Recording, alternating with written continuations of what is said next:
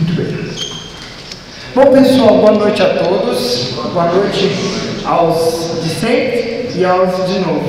Bem-vindos. Então, nós vamos dar continuidade hoje ao curso dos Salmos, né?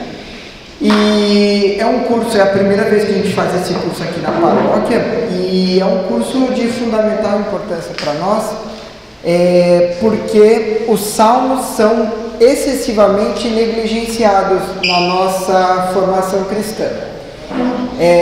Eles são fonte para nós de teologia, eles são para nós fonte de oração, fonte de espiritualidade, fonte de liturgia, e muitas vezes passam despercebidos ou não recebem a devida atenção da nossa parte, né? Eu costumo brincar que a maioria dos salmos que os cristãos conhecem é o 23, e com bastante poeira em cima, né? Que a Bíblia fica lá até esgarçada, coitada, né? O Senhor é meu pastor, nada me faltará. Até quem viu o Titanic sabe esse salmo de... Muito bem. Oi? Que é? 91 também não sei, eu já vi na Mas, enfim, vocês tiveram, acho que com a professora Beth, na primeira aula, introdução geral aos Salmos. Ela deve ter apresentado a vocês que os Salmos são 150 na nossa contagem. Você tem uma diferença na contagem grega para a hebraica. Então, por isso que nos salminhos de vocês vem lá aquele número entre parênteses, né? O número maior geralmente é na contabilidade hebraica e o número menor na contabilidade grega, ou na latina segunda Vulgata. E que são 5 livros, 5 coleções de salmos que compreendem 150 textos, né? Vocês não... eu coloquei o terço em cima dos salmos, né? Falando de salmos na vida da igreja, que eu já começo por aí. Quantas contas tem o rosário? Antes de João Paulo II, né? Que depois ele mudou. Mas originalmente o terço são quantas Ave Marias? 150. São 150. Vocês já pararam para pensar por que são 150? Já pararam para pensar de onde tiraram esse número? São os salmos. Então é uma conta para cada salmo. Então são 150 salmos. Por quê? Quando muitos dos que rezavam o Santo Rosário, quando começa essa devoção, não sabiam ler. Então eles não podiam ler os salmos. Então, ao invés de eles lerem os salmos, eles rezavam uma Ave Maria, que se tinha de cor. E aí eram 150 salmos e 150 Ave Marias. Depois, João Paulo II transformou o terço no quarto, né? Porque ele acrescentou mais 5 mistérios, então ficaram 200 contas, né? 200 Ave Marias no total do rosário. Então hoje um rosário perfaz 200 Ave Marias, compreendendo os mistérios gozosos, os mistérios luminosos, os mistérios dolorosos e os mistérios gloriosos. 4 blocos de mistérios, 5 mistérios cada. Bom, então aqui um pouquinho que eu vou falar para vocês. Vou falar sobre a introdução aos Salmos. Depois nós vamos falar rapidamente sobre a Léxio Divina, depois sobre o Salmo nas liturgias das horas. Eu vou falar muito da liturgia das horas para vocês. Vou apresentar essa modalidade de oração da igreja para alguns, e depois nós vamos falar sobre os Salmos na liturgia eucarística propriamente, ou seja, na própria missa. O que eu quero que a gente saia daqui observando? Eu quero que a gente se torne caçadores de salmos, que a gente veja na missa qual salmo foi rezado, que tipo de salmo. A ideia é, ao final desse curso, que vocês consigam viver os salmos, seja na missa, seja na liturgia diária, seja na Léxio Divina, seja na liturgia das horas, e vocês, encontrando esses salmos, saibam dizer se é um salmo de súplica, se é um salmo de louvor, se é um salmo histórico, se é um salmo de realeza, qual é o tipo de salmo e qual é a mensagem por detrás daquele salmo. Mensagem no tempo em que foi escrita e mensagem no tempo de hoje. A hermenêutica bíblica é sempre marcada por esse movimento pendular. O que esse salmo dizia antes, o que ele diz hoje. O que ele dizia antes, o que ele diz hoje. Esse é o esforço de interpretação da Bíblia que a gente tem que fazer. Deixa eu já fazer propaganda, posso, Dodô? Nós escolhemos para esse curso o livro do José Bortolini, Conhecer e Rezar os Salmos. É ótimo para isso, tá? Porque você tem salmo a salmo essa discussão, o tipo de salmo, como ele está organizado, por que ele surgiu, o rosto de Deus, ou seja, qual é a mensagem moral e espiritual que eu tiro desse salmo, e rezar, né? Como eu posso usar esse salmo na minha vida espiritual. Então, recomendo muito fortemente esse livro aqui, tá bom? Então vamos lá. O que nos diz a igreja sobre os salmos? Eu vou começar com algumas reflexões sobre o que diz o catecismo da igreja sobre os salmos. Lembrando que o catecismo da igreja, ele tem uma divisão dele também muito didática, para nos ensinar a viver a vida católica, né? Então vocês lembram, ele começa com a fé, a fé acreditada, o credo, depois ele fala sobre os mandamentos, a fé moral, né, a vida na fé, depois ele fala sobre a fé rezada, que é a liturgia toda da igreja, e a quarta parte do catecismo é só dedicada à vida de oração. Então ele fala como é que eu oro a fé, como é que eu vivo a espiritualidade da fé cristã. E lá tem um super espaço para a reflexão sobre os salmos, né? Muito bem, e o que são os salmos na verdade? Os salmos na verdade é uma coleção de orações, a Beth deve ter dito isso para vocês, que é um tesouro da igreja, é um acúmulo de orações, de clamores, de louvores, de músicas, de poesia, que acumulou a experiência de oração de um povo em encontro com Deus. É isso que são os salmos. Então, às vezes a gente fala assim, eu quero aprender a rezar, eu não sei rezar. Então você não precisa inventar a oração. Você tem um livro dentro da sua Bíblia que tem orações para o dia a dia e que tem orações para as mais diversas circunstâncias do dia. Então, por exemplo, no hospital, eu tenho alguns salmos que são feitos sob medida para rezar com os pacientes. Eu tenho, nos momentos de alegria, quando a gente está aqui celebrando, salmos sob medida para os momentos de alegria. Então, ali estão preciosidades da oração da igreja, que vem da tradição do povo de Israel. Então, esse povo que caminhou com o mesmo Deus, que depois se revelou no seu Filho, nosso Senhor Jesus Cristo, esse povo aprendeu a rezar, esse povo viveu uma história de poesia, de música com esse Deus e documentou isso nos salmos, tá certo? Eu gostei muito desse parágrafo, onde o catecismo diz o seguinte: os salmos nutrem e exprimem a oração do povo de Deus enquanto assembleia, por ocasião das grandes festas em Jerusalém e em cada sábado das sinagogas.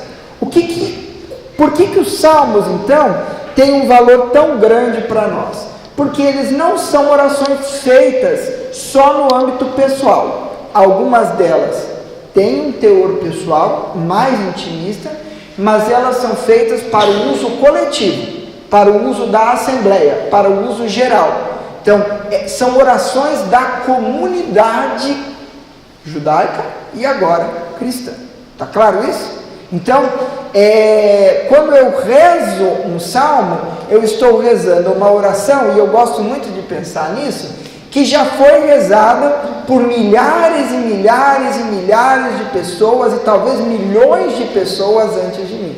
Então, eu talvez esteja repetindo os mesmos louvores que o povo, quando saiu da Babilônia e voltou para Israel, rezou.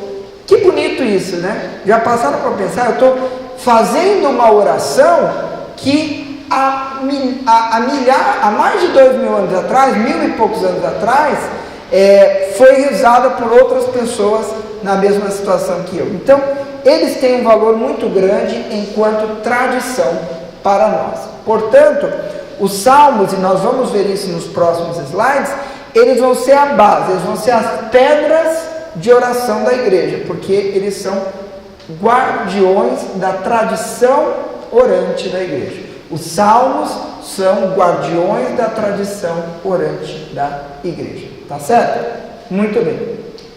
E do que se tratam os salmos? Nós vamos estudar em detalhes ao longo desse curso, mas nós temos lá, por exemplo, o recordatório dos eventos salvíficos do povo de Deus, a história da caminhada do povo de Deus, e que mais que a gente vai encontrar? O que tem na oração de vocês do dia a dia? Para que a gente ora? Súplica, agradecimento, louvor, agradecimento, o que mais? Adoração, como louvor, súplica, vocês já falaram. Eu vou contar ainda mais. Tem certos salmos que, além dessas 3 modalidades mais comuns de oração que vocês conhecem, certos salmos usam a poesia e usam a música para guardar a história do povo, para falar de como é que o povo viveu determinado momento da história sobre a graça de Deus. Então são salmos que contam histórias, são salmos históricos. Então nós vamos estudando cada um desses blocos, e eu garanto a você que cada vez que você faz uma oração pessoal para Deus, que vem do seu coração, vem da sua subjetividade, há um salmo que com certeza fala daquilo que toca o seu coração, ok? Muito bem. Então eles são essenciais para a oração da igreja, ok? O conjunto do livro dos Salmos nós damos o nome, a Beth comentou também com você, de saltério, né? Então, a divisão, eu vou falar muito disso para vocês, a divisão da liturgia das horas divide os salmos em semanas, 1ª, 2ª, 3ª e 4ª semana do saltério. Então, o saltério é o conjunto dos salmos, tá certo? Então, se eu usar essa expressão daqui para frente, não se assustem, né? Nos saltérios, as palavras dos salmistas exprimem, cantando para Deus, as obras de salvação. Por exemplo, nos louvores, alguém comentava aí antes, né? E isso é muito bonito. É o mesmo Espírito que inspira tanto a obra de Deus como a resposta do homem. Cristo unirá uma e outra. Nele, os salmos não cessam de nos ensinar a orar. É bonito isso, quando a gente pensa que o mesmo Espírito Santo que fez com que nós tivéssemos o dom da fé, foi o mesmo Espírito Santo que nos inspirou os salmos. Porque se a palavra de Deus é palavra inspirada, lá está a ação de Deus, e lá estou documentando essa experiência de revelação com Deus. Então, o mesmo Espírito Santo que ajudou a escrever os salmos, nos ajuda a rezar. Então, vocês conseguem perceber essa circularidade do Espírito Santo? Quer dizer, ele é o autor e ele é o leitor. Ele é o autor e ele é o leitor. Percebe? Porque é ele que desperta em nós o dom da fé. E é o dom da fé que nos leva a orar, que nos leva a pedir, que nos leva a estar em contato com Deus. Ok? Muito bem. O que mais que eu queria? Eu queria fazer algumas provocações com vocês, antes da gente falar um pouquinho mais dos salmos. Por que nós oramos? Vocês falaram o que nós oramos, né? Se Deus sabe tudo que eu preciso, por que é que eu rezo? Ou oro? Não é uma maneira de tentar conversar com ele? Pode ser, é uma forma de diálogo, ok? Isso é muito bom, mas se ele vê o meu coração, por que é que esse diálogo é necessário? A paz de espírito, né? Intimidade, paz de espírito. A paz para expressar os reais sentimentos que você tem. Mas aí eu vou te provocar ainda mais. Em uma boa parte das vezes que a gente está orando, a gente não está expressando nossos reais sentimentos. Vira e mexe, a gente reza, faz uma oração daquelas bem mequetrefe, né? Porque a gente está com sono, porque a gente está com preguiça, porque a missa está chata, né? Então, quantos de nós rezamos o salmo durante a missa de verdade? Ou a gente fica lá, ouvi no Senhor, aí você fica esperando o cara terminar e você ouvi no Senhor. Você nem sabe o que é que o Senhor quer que você ouça, né? Eu falo que assim, graças a Deus que eu não sou salmista, né? Que qualquer dia eu teria vontade de falar assim, que todos vão para o inferno. Aí, pessoal, metade da igreja não ia nem reparar. Ouvi no Senhor, que ouvi-nos, né? Não é nada disso, né? Não, mas por isso que não deu. Por isso, o pessoal fala, porra, mas esse salmo. Mas quem é que decidiu cantar o salmo? Pô, essa missa vai ter mais de uma hora, né? Por que eu estou dizendo? O salmo também é para ser vivenciado, né? Mas voltando à questão da oração. O ato de oração é um ato de liberdade. Por quê? Deus sabe o que você precisa, Deus sabe o que Ele pode ou não te dar, Deus tem todo o caminho para você. Mas Ele não pode te empurrar coisas. Entende? Ele não pode te dar o que você não pediu, mesmo que você precise. Porque há sempre o livre-arbítrio, há sempre a vontade pessoal. Deus respeita tanto você, que Ele só pode te dar o que você pediu. Deus respeita tanto sua liberdade, que Ele só pode te dar o que você pediu. Mas Ele sabe que eu preciso mesmo que eu não peço, Ele não vai me dar. Não, se você pedir não, Ele vai se angustiar, vai sofrer com você, mas não vai te dar aquilo que você não pediu. Onde é claro que Deus tem um caminho de providência para você, é claro, tem para todos nós, mas Jesus Cristo vai dizer, não recebeis, pois não pedis. Mas você não pede coisas ruins e Deus te dá também. Ah, não, Deus não te dá coisas ruins. O próprio Jesus vai dizer, se o pai não dá escorpião aos filhos, quiçá o seu pai que está no céu. O mal, ele é em si permitido por Deus, por um mistério que nós não sabemos. Ele permite que o mal aconteça, isso sim, mas ele não é o autor do mal. O autor do mal é justamente o pecado do homem. É no pecado do homem que reside a origem do mal. Então é na fragilidade, é no pecado do homem que existe o mal. E é dali que saem as coisas ruins, né? Então, às vezes o pessoal fala assim, tá vendo que Deus é esse que permite que um tenha um carrão e que o outro passe fome embaixo da ponte. Deus, vem com essa história não. Deus deu alma para os dois. Só que ele nasce dentro de uma sociedade, dentro de um sistema, dentro de uma forma de viver que faz com que um tenha um carrão e o outro mora embaixo da ponte. O que é que Deus tem a ver com isso? Ele não é justo. Oi? Ele não é justo. Ele é justo. Ele é justo, por quê? Porque ele te dá a liberdade ao homem de viver como o homem quer. Mas são coisas humanas, né? Oi? Mas e uma doença, por exemplo? A doença nasce da onde? A doença nasce da nossa natureza humana, da nossa fragilidade humana. E Deus, em sua infinita sabedoria e pedagogia, nos fez frágeis por algum motivo.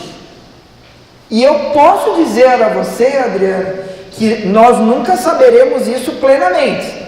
O próprio livro de Jó conclui isso. Quer dizer, Deus fala assim, olha, Jó, aqui quem está no comando das coisas sou eu. Mas eu vou dizer para você, se nós não sofrêssemos, com certeza nós não seríamos solidários. A solidariedade, na maioria das vezes, nasce do sofrimento alheio. Como seríamos nós se nós não sofrêssemos entre nós, seja lá o que quer que seja? Será que eu olharia para o outro? Acho que não. Porque mesmo o coração mais duro, mais insensível, tem os seus momentos de compaixão. Então, eu acho que a nossa fragilidade, a perspectiva da morte e, consequentemente, as doenças, é algo que nos caracteriza como humanos, pela nossa fragilidade biológica. Então, a doença não é um mal que Deus inflige sobre as pessoas. Catapora para você, câncer para você, sífilis para você. Não, esses são problemas que nascem da nossa fragilidade corporal. Só que nós vivemos tão apegados ao nosso corpo, tão apegados à nossa vida terrena, que a gente esquece que isso daqui é uma parte pequena do que Deus tem para nós. E quando Jesus diz o seguinte: onde estão as suas riquezas, ali está o seu coração, está falando também do nosso corpo. Está falando também do seu corpo. Porque se a sua única preocupação é a sua saúde, claro, tem que cuidar da saúde, pessoal. Mas se a sua única preocupação é a tua saúde, é o teu corpo saudável, seu cabelo bonito, sua pele lisinha, como diria o Padre Paulo, isso acabará mal. Porque isso acabará inevitavelmente em um pequeno espaço de mais ou menos 1,7 metros quadrados chamado caixão. Ou não? Alguém aqui não? Tem gente aqui, se alguém aqui não vai morrer, me avise.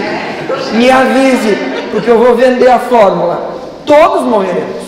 Então, quando a gente fala assim, quando a gente excessivamente foca a nossa atenção em nós mesmos, na nossa saúde, nós esquecemos que o mais importante é o céu.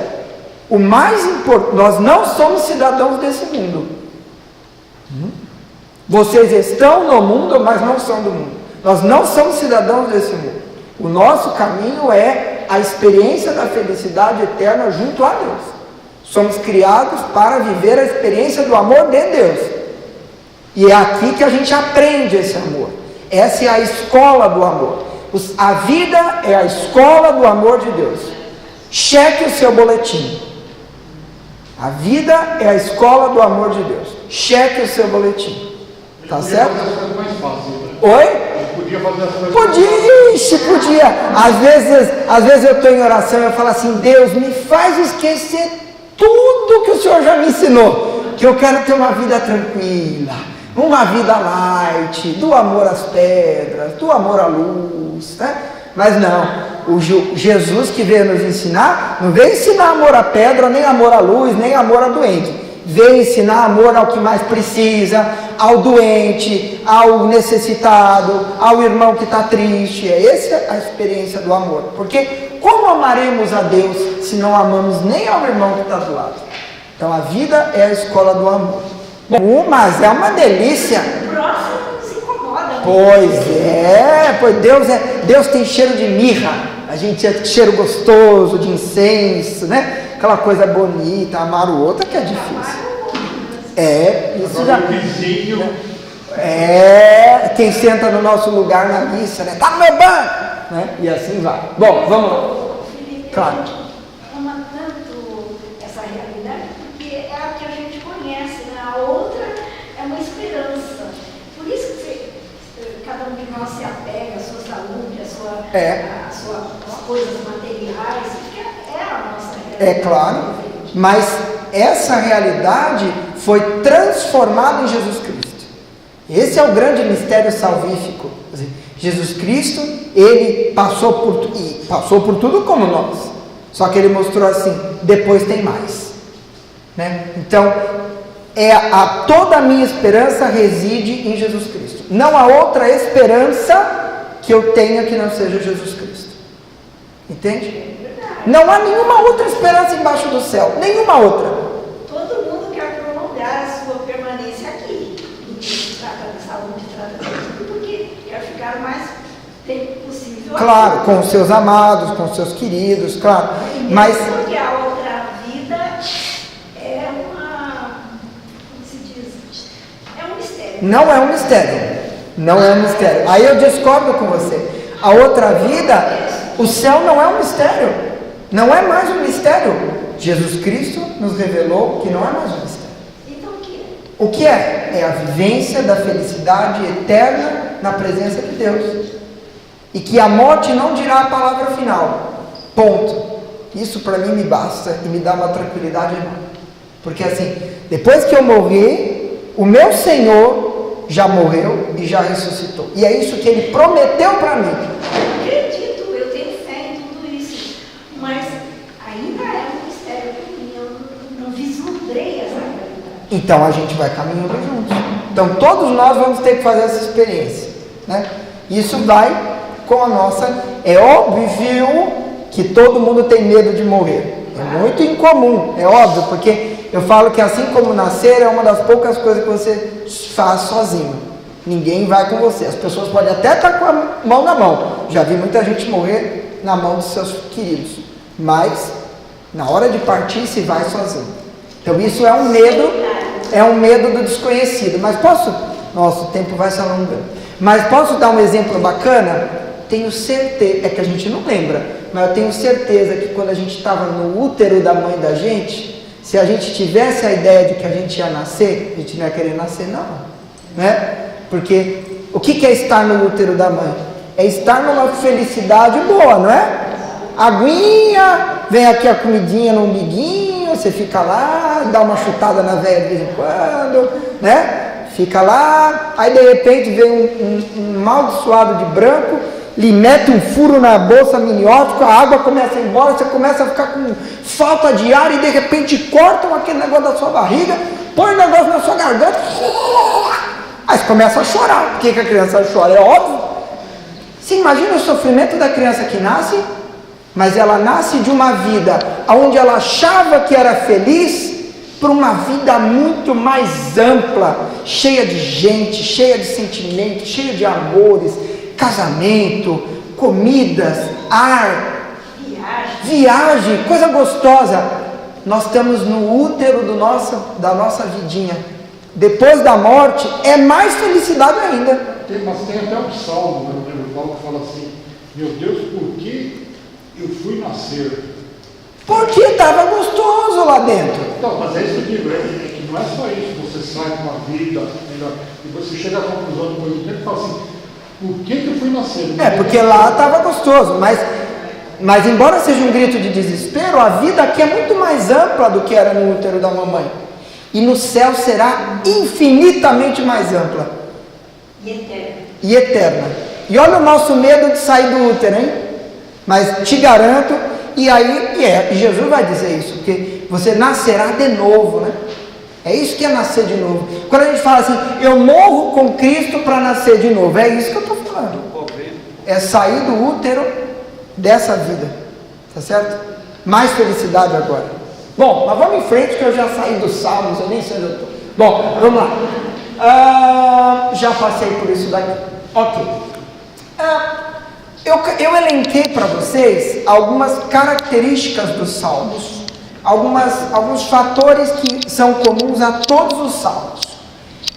Eles são simples e espontâneos. Então os salmos, eles foram amadurecidos, mas eles são orações muito simples.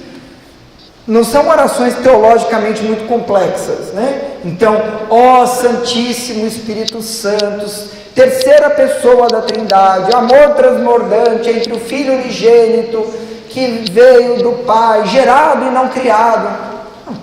Então, é assim: Senhor, Senhor, por que me abandonaste? A oração do salmo é bem direta, né? O salmista, ele tem papo reto, como se diz hoje. Acho que nem diz mais papo. Vamos lá. O desejar Deus em pessoa, através e com tudo que é bom da sua criação. Deus é um diálogo. O salmista ou a comunidade sálmica, as pessoas que emitem o salmo, elas fazem um contato com Deus na forma de um diálogo. Deus, uma pessoa. Bom, a certeza do seu amor e a entrega à sua vontade. E a oração dos salmos é sempre animada pelo louvor, né? Então o salmo, ele é sempre uma música, ele é sempre uma poesia. Tanto que em algumas classificações ele nem vem como livro sapiencial, ele vem como livro lírico ou poético. A Bíblia tem 2 livros líricos poéticos: o livro do Saltério, que são o livro dos salmos, e o livro do Cântico dos Cânticos, que, se Deus quiser, um dia estudaremos também aqui na escola.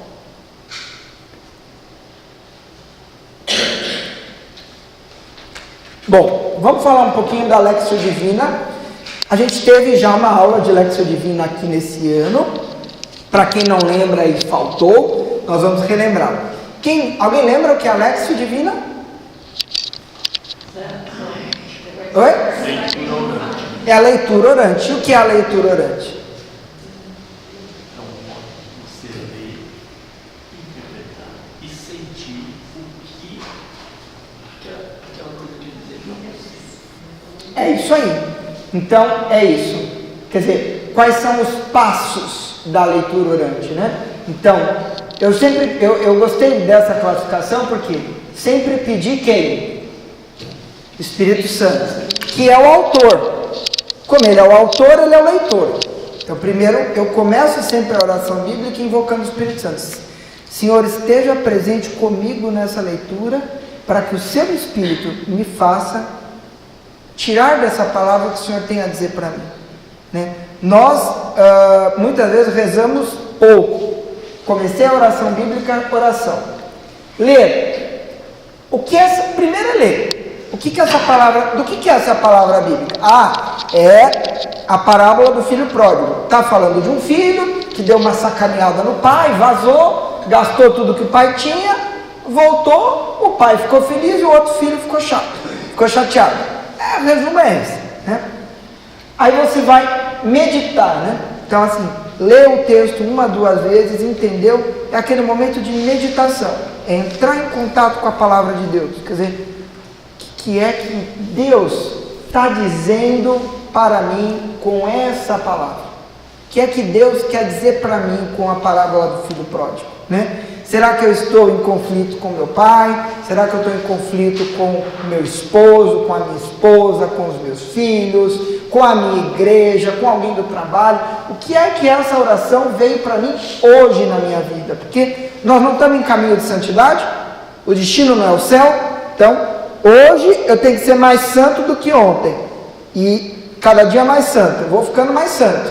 Então, todo dia eu tenho algo a aprender. Então, eu vou caminhando nesse sentido. Depois que eu fiz essa meditação, aí eu vou dialogar com Deus. Eu vou fazer essa leitura bíblica em oração. Então, eu vou orar esse texto bíblico. Vou pedir a Deus que, pela minha oração, aquele texto venha fazer parte da minha vida dali para frente, né? E por último, a contemplação, mas também prática. Colocar aquilo em prática, né? Então, você fica lá rezando, por exemplo, a parábola do filho pródigo, né? Aí terminou a oração, já xinga a mãe, já chuta o vizinho, baixa esse som, tá? Pronto, aí fala, não adiantou de nada, né? Vou virando um expert na Bíblia, mas não vou virando mais santo. A Bíblia é para nos tornar mais santos, para nós seguirmos nosso caminho de revelação e encontro a Deus, né? Não é para eu ser um expert só na Bíblia, né? Essa é só uma etapa. Uma pergunta, e decorar, você tem mais valor se você decora o salmo, ou hora que você vai orar, você pega o teu livro e vai... Olha, eu falo assim, se o texto bíblico precisasse ter sido decorado, não precisava ter sido escrito. Sempre falo isso. O que acontece é que muitas vezes, quando você usa muitas vezes um texto, você vai guardando, né? Tem gente que gosta. Lucas, capítulo 8, versículo 2, o Senhor é não sei o quê. Tudo bem, não acho que faz ninguém ser mais santo decorar a Bíblia, mas às vezes, por exemplo, você é um orador, você está dando uma palestra, você dá uma citação, fica mais fácil para as pessoas. Eu sou péssimo para isso aí. Não me peça para saber de cor o que está onde, né? Mas você vai guardando certas passagens, você vai guardando onde estão alguns textos, você tem uma ideia, mas não há necessidade de decorar, não. Então, os Salmos na Lexio Divina. Se eu pegar a liturgia diária, vocês sabem o que é a liturgia diária? Quer dizer, a liturgia diária são os textos que a igreja propõe para cada dia da semana e também do final de semana para a nossa reflexão. Tá claro? Então, às vezes o pessoal fala assim, o católico não lê a Bíblia. Não lê porque é preguiçoso. Mas a igreja criou um sistema para você ler a Bíblia todo dia. Então, por exemplo, hoje, na liturgia diária, tem um evangelho, uma leitura e um salmo, que é aquele corpo mínimo de leitura que você tem que ter e que é rezada na missa. Então, todo dia tem pelo menos um salmo para você exercitar a sua meditação. Hoje vocês já fizeram isso, estão com a tarefa de casa feita, que foi o Salmo 24, é isso? que vocês cantaram quando começou. Então o de hoje fica pela minha conta, tá? Mas amanhã tem outro. Ai, Felipe, onde eu acho isso? Eu não acho em lugar nenhum. Vou ensinar para vocês aqui hoje. Uma das coisas mais práticas para as criaturas jurássicas como eu, tem uma folhinha. Todo ano troca. Vem aqui o ano B, que é o ano de Marcos. Vocês sabem os anos, né? São 3 anos. A, Mateus, B, Marcos, C, Lucas. Então, no ano A, as leituras dominicais do Evangelho se concentram no livro de Marcos, no Mateus, no B, Marcos, no C, Lucas. E o Evangelho de João geralmente está nas festas, como a Páscoa, por exemplo. E você tem, então, os Evangelhos se dividem em ano A, B e C, e as leituras da semana se dividem em ano ímpar, ano par, ano ímpar, ano par. Esse ano nós também ano par. Então, de segunda a sexta, as leituras seguem as recomendações do ano par, tá certo? E nesses livrinhos vem bonitinho aqui o dia da semana, as leituras do dia, a cor, se tem algum santo de guarda, alguma festa. Então eu recomendo a todos que tenham lá o seu calendário litúrgico guardadinho. Vou chegar lá. Para os seres mais desenvolvidos, temos algumas opções mais tecnológicas, mas eu vou mostrar aqui nos slides. Bom, tudo bem, pessoal, com a Lexio Divina? Então eu comecei no nível easy, um salmo por dia. Dá para um salmo por dia? Não. Sim? Tudo bem? Então, começamos no easy, um salmo por dia dá. Mas a igreja, pessoal, a quem muito foi dado, muito será pedido. Então, a igreja, como ela é o corpo de Cristo, como ela é o sacramento vivo do Cristo cabeça, como ela é a santidade encarnada na humanidade. O que seria da humanidade sem a igreja? Nada. Sem a igreja, a humanidade não povoaria o céu. Sem a igreja, a humanidade não povoaria o céu. Quem anunciaria Jesus?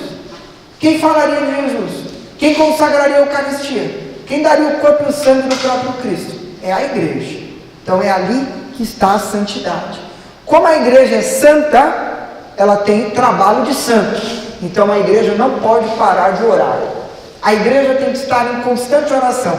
Eu gosto de imaginar como se cada católico, cada cristão da igreja rezando, saísse de dentro dele um fiapinho de luz para o céu.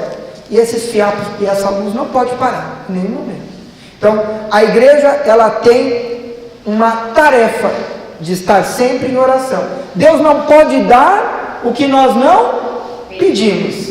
Então, irmão e minha irmã, tem uma coisa para dizer bonita para você.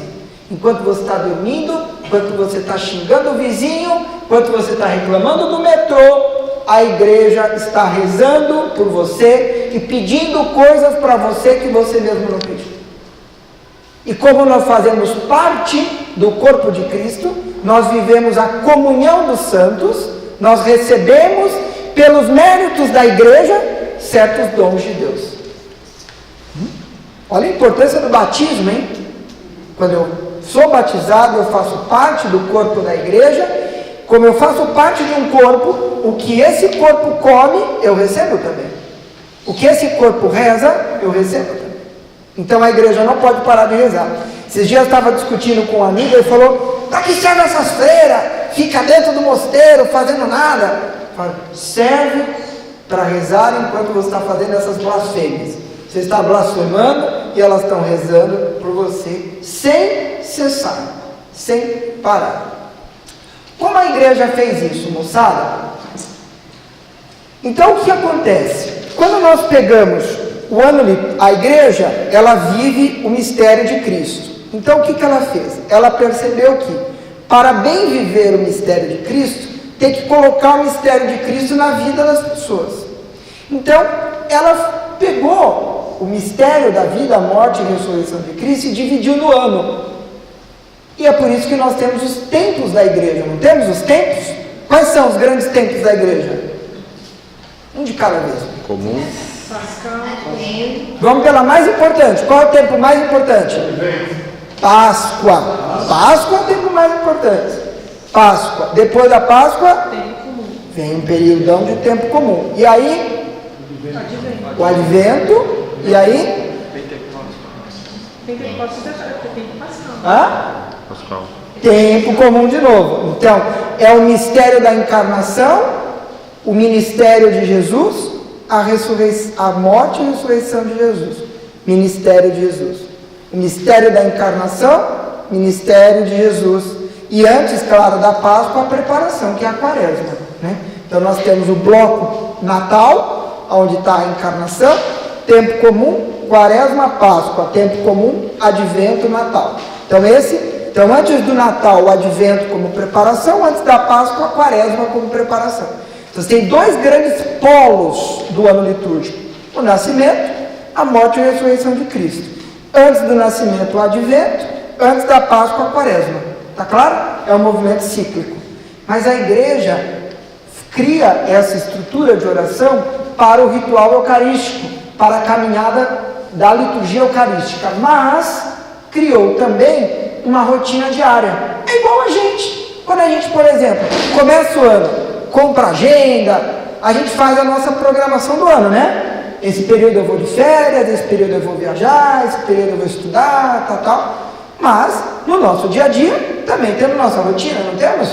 Horário para acordar, horário para escovar dente, horário para comer. A igreja é a mesma coisa. As orações, então, são distribuídas ao longo do ano, mas também são distribuídas dentro do dia. E aqui está. Acho que a gente consegue apagar um pouquinho mais a luz? Eu juro que eu nunca mais vou usar o amarelo, viu? Mas ficou tão bonito no computador. Vamos lá.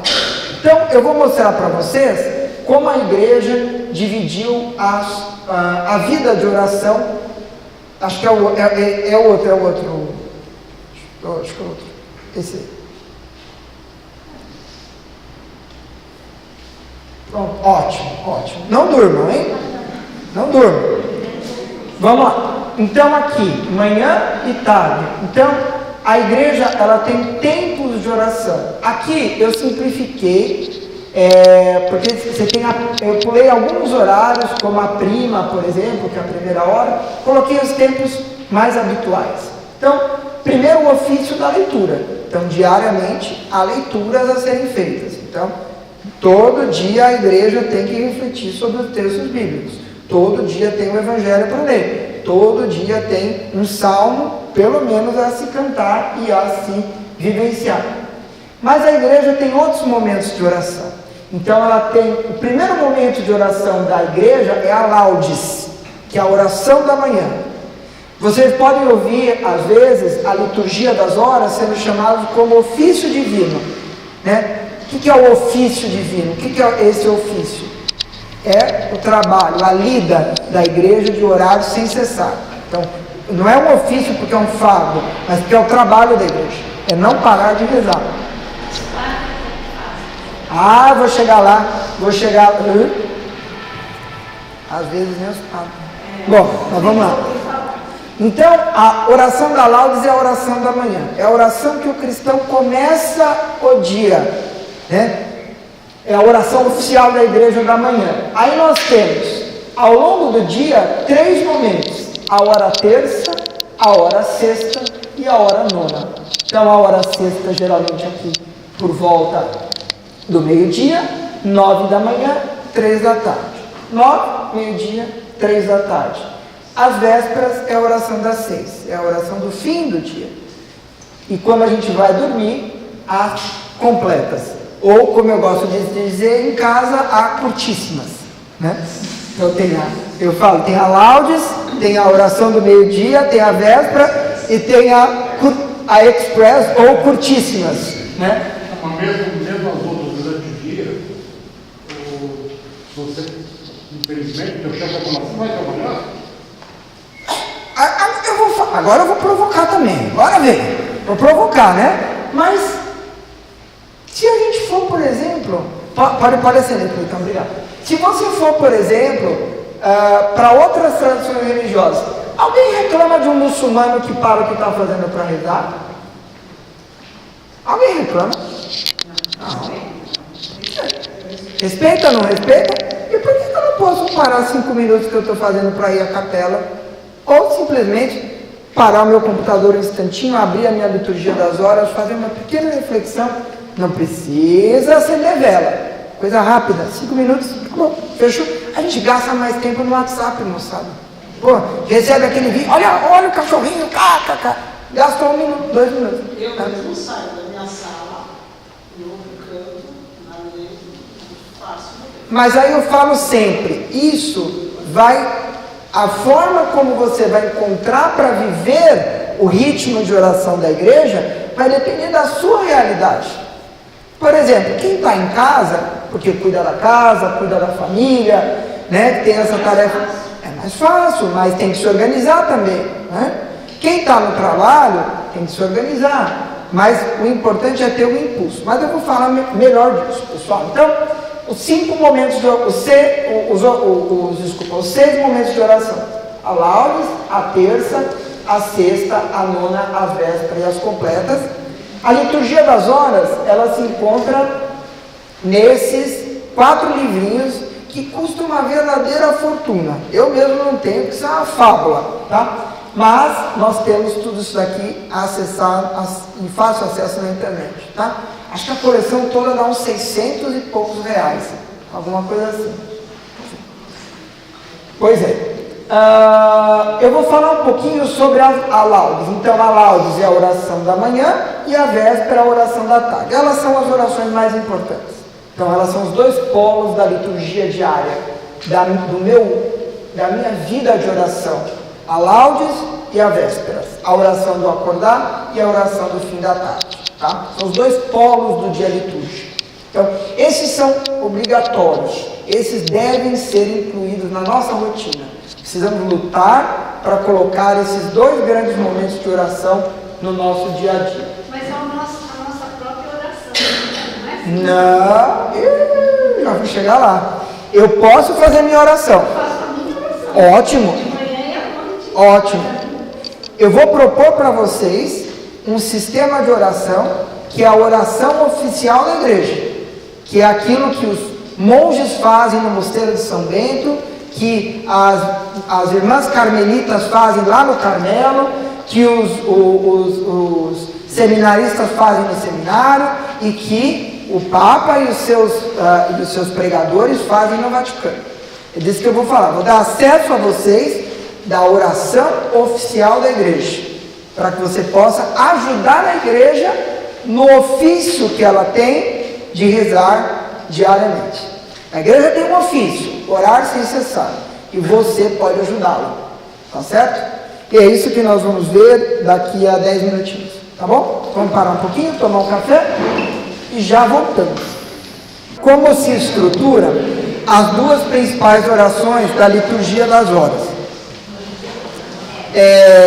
Como eu disse para vocês, essa coleção ela vem com a laudes, a hora terça, a hora sexta, a hora nona, as vésperas, as completas e os ofícios de leitura. Então vem os trechos da Bíblia dentro dos livros, por isso fica grande desse jeito, né? E aí é mais difícil para nós vivenciarmos a experiência da oração da igreja, porque são livros muito grandes, são leituras bíblicas extensas, e não dá para você ficar também só fazendo isso ao longo do dia, se você não vive só para isso. Mas o que é uma pena. Mas a igreja pensou nessa dificuldade, né? Ela sabe que nem todos nós somos monges. E aí ela criou a oração das horas. A oração das horas nasce da liturgia das horas e é o ofício dos leigos, que é o ofício dos leigos, que é daqueles que vivem a liturgia diária no seu dia a dia, no seu cotidiano. E como é que é organizada a liturgia das horas, que é esse livrinho preto aqui? Ele tem, portanto, a laudes, tem a oração do meio-dia, as vésperas e as completas. E não tem a leitura da liturgia das horas, o ofício das leituras. Ele tem uma breve reflexão bíblica, que a gente chama de leitura breve. Vem aqui, leitura breve é um trecho bíblico. Então você pode fazer o quê? Como eu faço. Eu vivo as leituras daqui e vejo as leituras do dia. Então eu pego o Evangelho do dia, estudo o Evangelho do dia e vivo a experiência da liturgia das horas nesse livro aqui, por meio da oração das horas, que é mais... Esse é um volume só, é a oração das horas. É aquela rotina toda adaptada para nós, leigos. Não é simplificado, mas é mais curto. São tiradas algumas horas, é tirada a hora terça, é tirada a hora nona, e são tiradas as leituras do ofício da leitura. Então é só a laudes, a oração do meio-dia, a vésperas e a completa. Já vou mostrar para você aqui. Felipe, será que essa mania da oração da Maria 6 horas é por causa disso? É junto às vésperas. Para quem faz a oração de Nossa Senhora, faz junto às vésperas, às 6 da tarde, no pôr do sol. É, mulher, é isso. Mas é isso. Faz, eu vou falar que faz. Vamos lá. O paciente pergunta assim, doutor, o que é esse livrinho pretinho aí? É a Bíblia? Eu falo, não, é uma outra coisa minha aqui, que é quando o senhor sai da sala e eu chamo o próximo, já dá para dar uma lidinha. Vou explicar isso daí para vocês.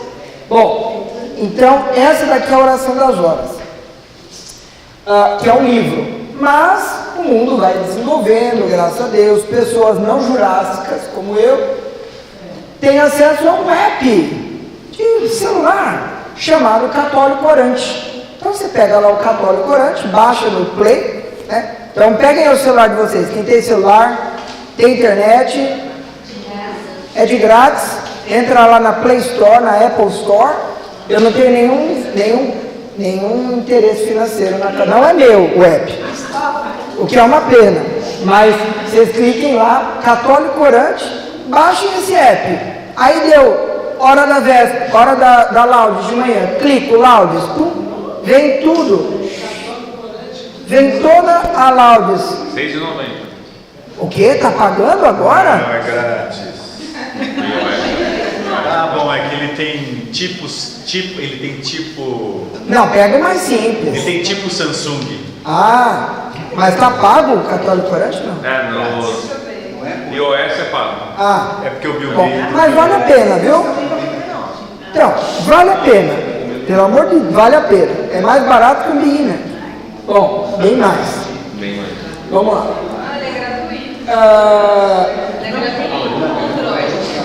Então, com o Católico Orante, a oração das horas, você tem acesso à oração oficial da igreja. Felipe, mas por que você está hoje à noite insistindo nesse negócio de oração oficial da igreja? Eu não aguento mais ouvir falar disso. Olha do que é feita a oração oficial da igreja. A salmodia da laudes consta de um salmo de caráter matinal, um cântico do Antigo Testamento e um salmo laudatório, que a Juju vai explicar para vocês mais para frente do que se trata ao longo do curso, segundo a tradição da igreja. Então, tem um salmo, um cântico e outro salmo na laudes. Vésperas. A salmodia da véspera consta de 2 salmos ou de 2 pedaços de um salmo grande, adequados a essa hora e à celebração com o povo, e mais um cântico tirado das cartas ou do Apocalipse. Então é salmo. São 2 salmos de manhã, 2 salmos à noite, no mínimo. Quer ver? Eu vou pegar aqui, hoje é que eu já estou de quinta. Ó, quinta-feira.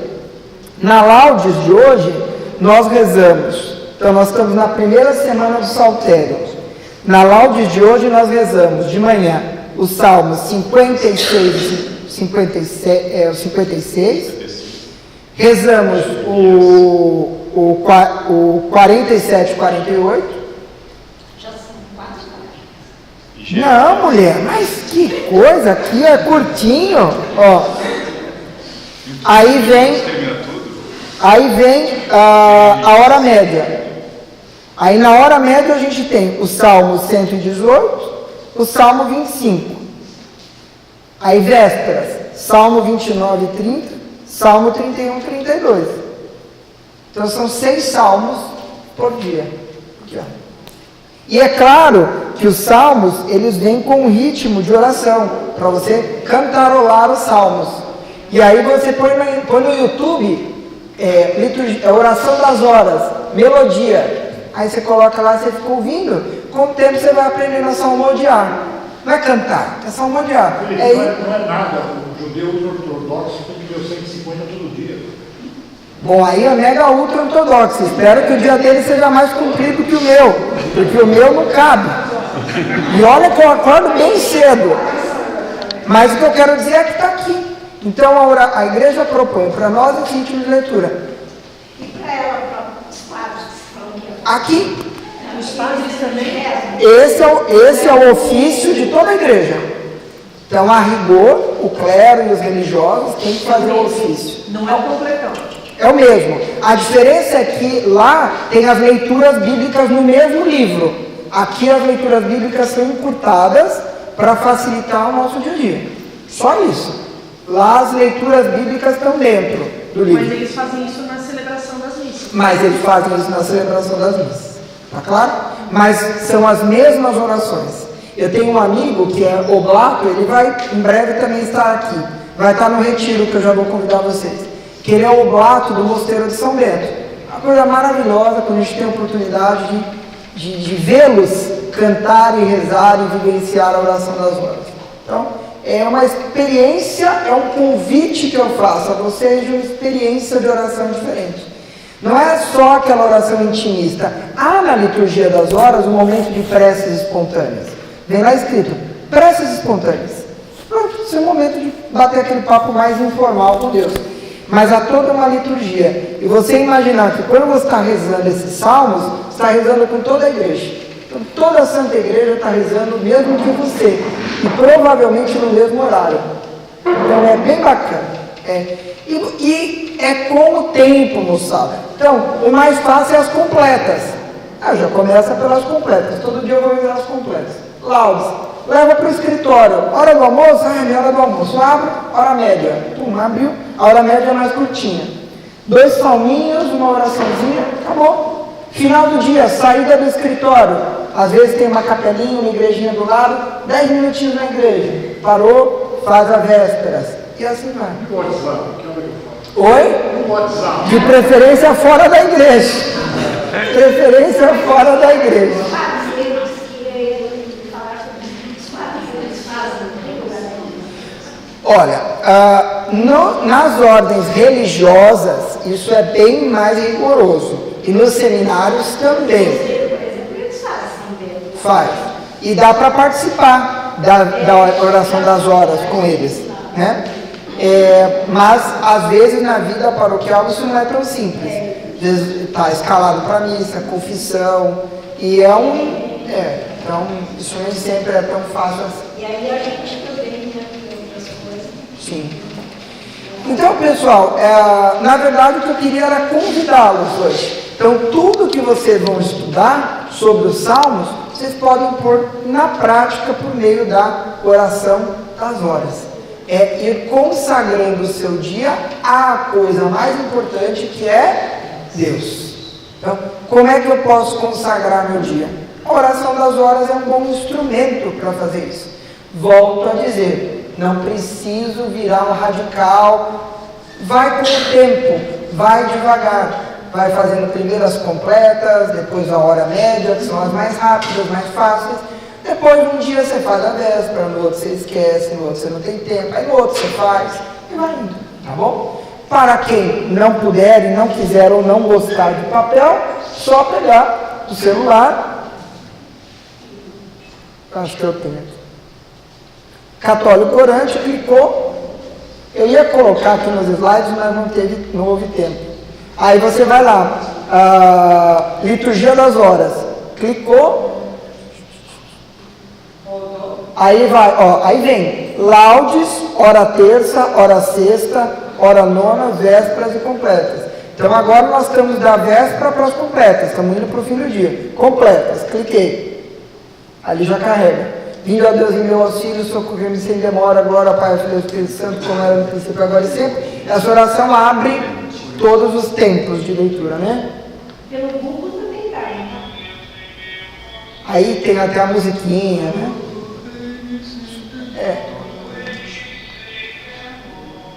É sempre esse mesmo, porque quer dizer, essa oração, como ela é realizada na maior parte das vezes dentro de grupos religiosos, dentro de tradições monásticas religiosas, ela tem sempre esse ritmo mais melodioso, sálmico. Então, vale a pena, tá? Tá aqui, não precisa nada complexo. Oi? Pode ser. Ao invés da gente abrir e colocar no R7, no G1 para saber as notícias, vamos começar nosso dia fazendo oração.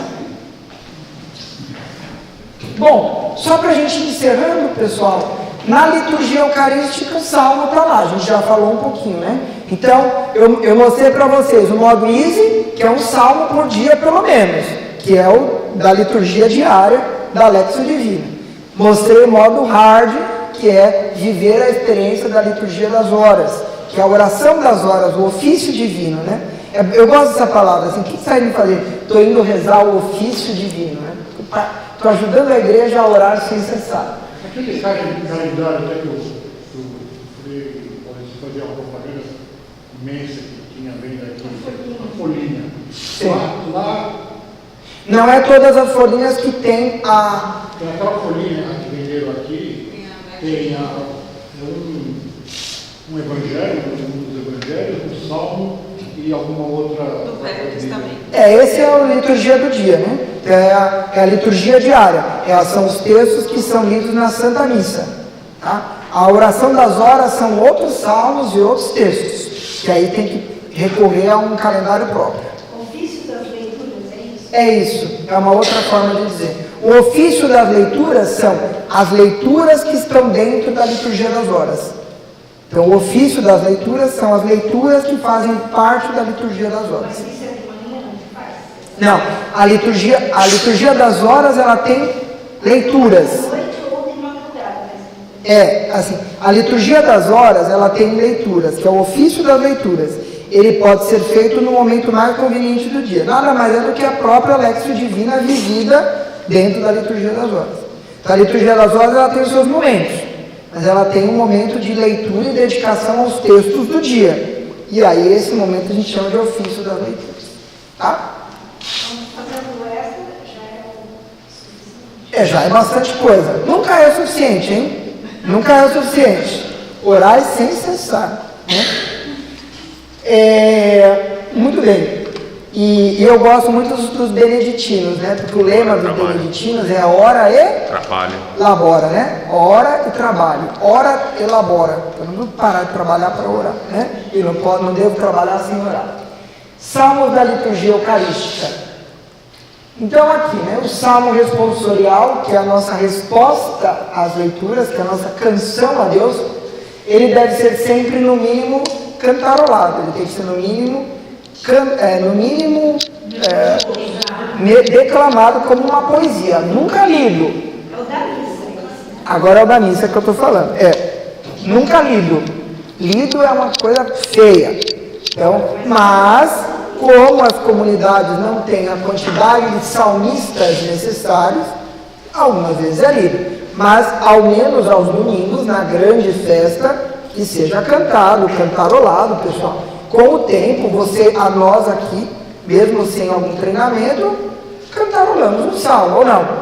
Ou é difícil? Né? Os salmos já são feitos mesmo para serem cantarolados, né? Então, hoje foi o 24 aqui, né? Então, fica cansado, fica feio, né? É igual entrar na piscina de bermuda, né? Aqueles bermudadinhos. Pega, não pode, mas não fica bonito. Nem funcional. Muito bem.